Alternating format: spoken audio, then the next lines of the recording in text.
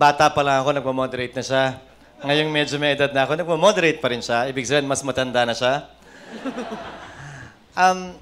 Hindi ko sana binabanggit yung student number ko kanina pa kasi ang student number ko, 8513903. Yun yung parehong taon kasi na pinanganak si Hart. Baka may makaalala. Uunahan ko na kayo.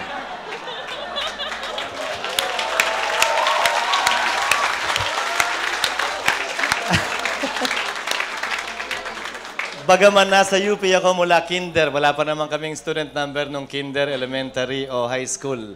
Basta ang alam ko, nung nag-aaral ako sa UPIS, IS ang tawag ko sa eskwelahan ko. Kinakalimutan namin yung UP para kunwari social at IS lang ang pangalan. Karangalan ko at maraming salamat sa pagkakataon na makapiling kayo at mabigyang linaw ang ilang issue na kinakaharap. Hindi lamang namin dalawa ni Congresswoman Leni, pero ng ating bansa na rin. Natuwa ako actually at nagalak ako. Nakaramihan ng mga katanungan ay hindi tungkol sa kandidato, kung hindi tungkol sa tao. Pangarap ko sa hindi malayo sanang hinaharap. Isang eleksyon kung saan ang pag-uusapan palagi ay yung tao, hindi yung kandidato. In any election, the last person we should be talking about is the candidate because he's merely running for office to serve us. Ang dapat pinag-uusapan palagi, yung tao. Anong balak mong gawin sa tao? Anong balak mong tulong gawin sa tao?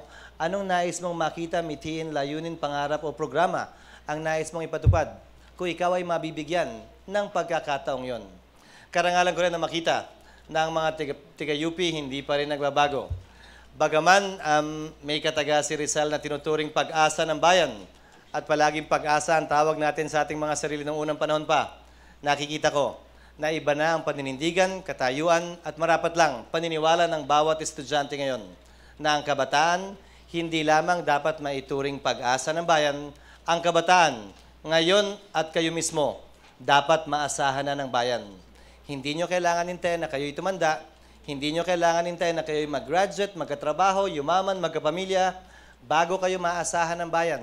Ngayon, dito at kayo mismo, ika nga ni Dito Sarmiento, dapat maasahan na ng bayan at dapat may gawin na at kumilos para sa ating bayan. Pag pinagsama-sama mo, yung pwedeng magawa ng kabataan, napakalaking pagbabagong pwede nating makita sa ating bansa. Huwag niyong hayaan na yung nagkataong pinanganak sa atin ang una sa mundo, ang palagi na lamang pamunuan tayo at sundin natin.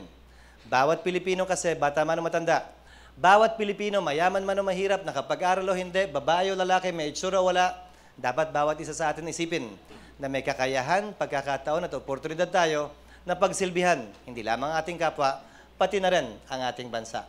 Sa muli po, maraming salamat sa pagkakataon at karangalan kung makapiling kayo sa hapong ito.